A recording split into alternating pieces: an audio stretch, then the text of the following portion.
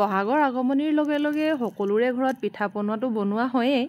ঠিক তেনেকৈ আমাৰ দেউৰী সমাজতো পিঠা বনোৱা হয়, কিন্তু তাতকৈ বেছি আমাৰ বেলেগ ক'ৰবাতহে গুৰুত্ব দিয়া হয়।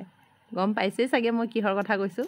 ঠিকেই ধৰিছে, মই সাজৰ কথাই কৈছোঁ। এই সাজ নহ'লে বিহু যেনেই নালাগে। ময়ো এইবাৰ প্ৰথমবাৰৰ বাবে সাজ বনালোঁ, তাকে মায়ে শিকাই আছে। আপোনালোকেও চাওক কেনেকৈ বনায়।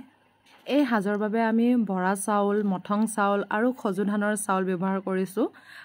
মায়ে কোৱা মতে খজু ধানৰ চাউল ব্যৱহাৰ কৰিলে হেনো সাজটো চোকা আৰু মিঠা হয়। এইফালে ধুনীয়াকৈ ভাতবোৰ উতলিছে আৰু ময়ো এইটো চাইডে বিলঙনি ছিঙিব গ'লোঁ। আমিতো বিলঙনি বুলি কওঁ, আপোনালোকে যদি বেলেগ কিবা কয় জনাব। বিলঙনিৰ পৰাই ডলাখন ভালদৰে ধুই লোৱাৰ পিছত আকৌ ওপৰত বিলঙনিৰ পৰা অলপ ভালদৰে চাফা কৰি দিয়া হয়, যাতে সৰু সুৰা কিবা কীট পতংগও যদি থাকি যায় আৰু এই বিলঙনিৰ ৰসটো পাই মৰি যায়।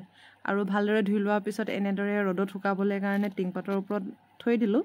আৰু এইফালে তলত বস্তা পাৰি লৈছোঁ, যাতে তলফালৰ পৰা ঠাণ্ডা ভাৱটো উঠি নাহে। তাৰপিছত ডলাখন বস্তাকেইটাৰ ওপৰত পাৰি ভাতবোৰ এনেকৈ উলিয়াই দিছোঁ, যাতে সোনকালে ঠাণ্ডা হয়। আৰু এইফালে ভাতবোৰ ঠাণ্ডা হোৱালে মই মদৰ পিঠাবোৰো গুড়ি কৰি ল'লোঁ। আৰু ভাতবোৰো ঠাণ্ডা হোৱাৰ পিছত মই এইফালে ভাতবোৰ এটা জেগাত চপাই তাৰ ওপৰত মদৰ পিঠাবোৰ এনেদৰে ছটিয়াই দিছোঁ। আৰু ছটিয়াই দিয়াৰ পিছত ভালদৰে সানি দিছোঁ চব। সানি শেষ কৰি একেটা জেগাত গোটাই লৈ আকৌ ছেকেণ্ডবাৰৰ বাবে মদৰ পিঠাবোৰ আকৌ এবাৰ ভালদৰে ছটিয়াই দিছোঁ। আৰু এটা ছাইডৰ পৰা যাতে চবতে ভালদৰে লাগে তেনেকৈ সানি গৈ আছোঁ একমূৰৰ পৰা। এনেদৰে ধুনীয়াকৈ সানি শেষ কৰাৰ পিছত মই ধুনীয়াকৈ এঙাৰ কেইটুকুৰামান ওপৰত দি দিছোঁ, যাতে কাৰো নজৰ নালাগে। আৰু ধুনীয়াকৈ বিলঙনি পাতবোৰ ওপৰত দি ঠাণ্ডা হ'বৰ বাবে অলপ সময়ৰ কাৰণে থৈ দিম। আৰু ঠাণ্ডা হোৱাৰ পিছত লাহেকৈ কলপাত ওপৰত দি মেলি এদিনৰ বাবে ঢাকি থোৱা হয়। আৰু মই কলপাত দিয়াটো আপোনালোকক দেখাব পাহৰি থাকিলোঁ।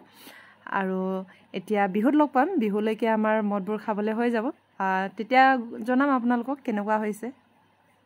আজিলৈ আহিছোঁ।